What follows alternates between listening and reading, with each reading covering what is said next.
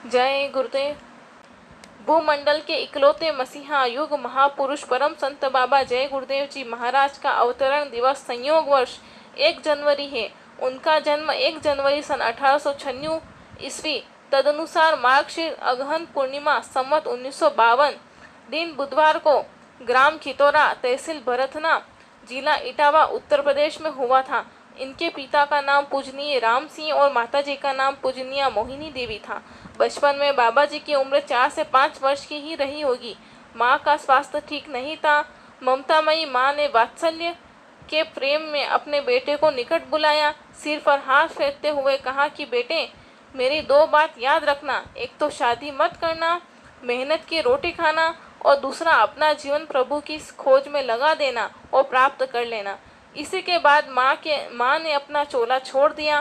पिताजी पहले ही देह त्याग कर चुके थे। माँ के निधन के बाद बाबा जी पूरी तरह असहाय हो गए। संबल रहा तो एकमात्र माँ का वचन। उसी आशीर्वचन को सर माथे रखकर घर त्याग कर प्रभु की खोज में निकल पड़े।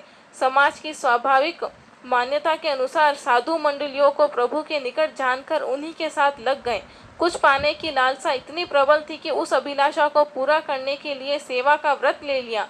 साधुओं की सेवा, बर्तन मांजना, बड़े बड़े कढ़ाइयों को साफ करना, लंगोटियां खींचना, वह सभी कार्य जो साधु मंडलियों में होते हैं, भाव के साथ किया। शंख चक्र गदा पद्म की छाप भी लगवाई, चिमटों की मार भी खाई, पर खोज जारी रही। बाबा जी अपने गुरु की खोज में जब थे तो एक घटना का जिक्र बराबर करते रहे। गुरु के मिलन की एक अनोखी घटना घटी। कश्मीर में एक छोटी झील सी नदी के किनारे लेटे लेटे विचारमग्न थे कि जीवन निरर्थक चला गया। माँ के वचन पूरे नहीं कर पाया, अब जीना ठीक नहीं, इसी झील में कूदकर आत्महत्या कर लूं। इसी प्रकार के विचारों की उथल पुथल में खोए हुए थे कि हल्की सी झपकी आ गई। तंद्रावस्था में एक सफेद दाढ़ी बाल वाले अनोखे महापुरुष के दर्शन हुए। उनके चेहरे पर दिव्य ज्योति थी। वह कह रहे थे कि खोज सच्ची है तो जरूर मिलेगा, घबराते क्यों हो, बुला लूंगा। यह कहकर वे अंतर्ध्यान हो गए। तंद्रावस्था से निकलने पर मुझे बहुत चोट लगी। एकाएक मैं घबरा गया, वह दिव्य पुरुष कहाँ मिलेंगे। इसी विचार में डूब गया और अपनी अमरनाथ यात्रा स्थगित कर वापस लौट पड़ा। बाबा जी बताते थे कि मैं मथुरा में एक पंडित जी के यहाँ रुका था। उनके यहाँ नाव बनाने का काम होता था। उन्होंने एक चर्चा के दौरान बताया कि मैं ऐसे महात्मा को जानता हूँ जो रोज भगवान के पास आते जाते हैं। बाबा जी ने कहा कि चलिए, हमको फौरन मिलवाइए। उन्होंने सवेरे चलने की बात कही। बाबा जी को इतनी बेचैनी और व्यग्रता लग गई कि रात को 10 बजे पता पूछकर चल पड़े। काफी दूर जाने पर सवेरे भोर में एक बस मिली, उस पर सवार होकर चले। इगलास बस स्टेशन पर पहुंचते ही अंदर में ऊंचाचाट हो गई। बस से उतरने की अंतःप्रेरणा हुई। बस से उतरते ही दादा गुरु के लड़के मिले और इनकी हुलिया देखकर बोले कि चलो, पिताजी ने बुलाया है, हम आपको लेने आए हैं। मालिक की मौज समझकर उनके साथ चल दिए और चिरोली गांव पहुंचकर जब देखा तो सन्न रह गया। यह तो वही दिव्य विभूति थे जो कश्मीर में दर्शन दिए थे और ढांढस बंधाया था। आंसू की धार बह चली, फूट फूट कर रोने लगे। उस महाविभूति ने कहा, अब क्यों रोते हो, कहा था ना कि बुला लूंगा, आखिर बुला तो लिया। बाबा जय गुरुदेव के जीवन से जुड़े अनेक संस्मरण जय गुरुदेव इतिहास के पन्ने हैं, जिसकी चर्चा समय समय पर होती रहती है। बाबा जय गुरुदेव ने अपना सत्संग 10 जुलाई 1952 को काशी नगरी वाराणसी में शुरू किया। चंद लोगों के बीच से शुरू हुआ आध्यात्मिक जागरण का यह महाअभियान विशाल वट वृक्ष का रूप लेकर देशव्यापी ही नहीं, विश्वव्यापी हो गया। देश में शाकाहार, सदाचार और मद्य निषेध के प्रचार में जितना जोर लगाकर बाबा जी ने अकुत मेहनत की, वो दूसरा कोई नहीं कर सकता।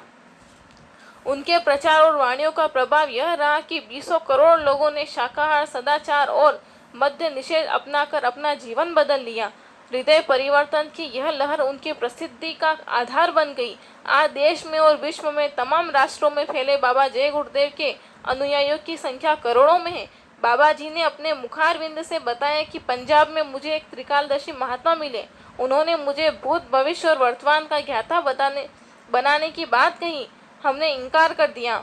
हमने उनसे कहा कि मुझे त्रिकालदर्शी नहीं बनना, अगर आप मुझे भगवान से मिला सकते हैं तो बताइए। उन्होंने अपनी विवशता प्रकट की और कहा कि जो चीज़ मेरे पास है नहीं, उसका वादा मैं कैसे करूं।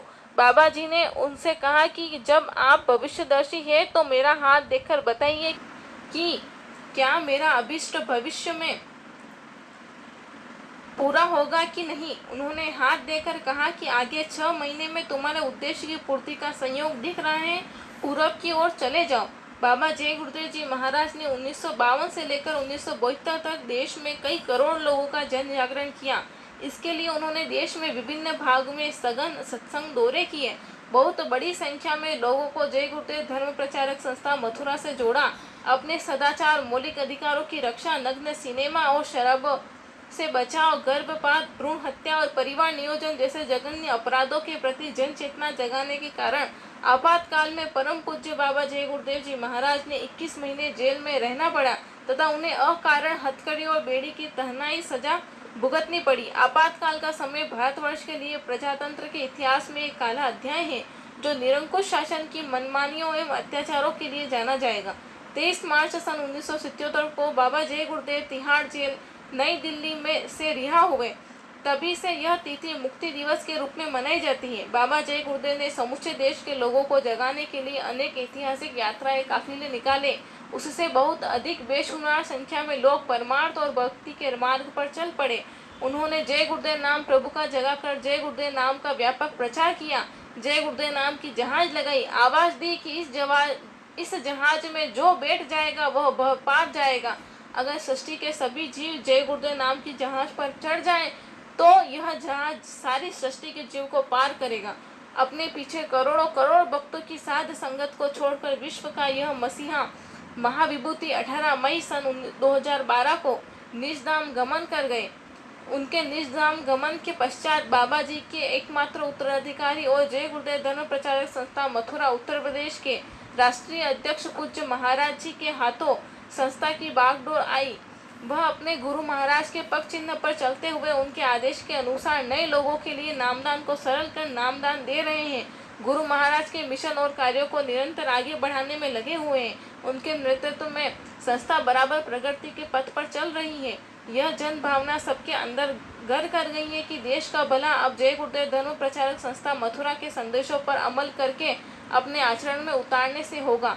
1 जनवरी की तारीख भविष्य में भारतवर्ष के लिए बहुत ही महत्वपूर्ण तारीख होगी, जब मानव सृष्टि के महानायक परम पूज्य बाबा जय गुरुदेव जी महाराज के प्रकट होने के अवतरण दिवस के रूप में प्रकाश वर्ष की तरह हर्षोल्लास के साथ मनाई जाएगी। आगे मानव सभ्यता के इतिहास की यह सबसे महत्वपूर्ण तारीख बनेगी। आइए 1 जनवरी को परम पूज्य बाबा जय गुरुदेव जी महाराज का जन्म दिवस को प्रसन्नता के साथ हर्षोल्लास के साथ मनाएं और परमार्थी भक्ति का लाभ प्राप्त करें। याद करने लायक है, जय गुरुदेव जन्मदिन आया 1 जनवरी को, पावन पुरुष अनामी जग में उतरे, रूप गुरु का मन पावन। जय गुरुदेव।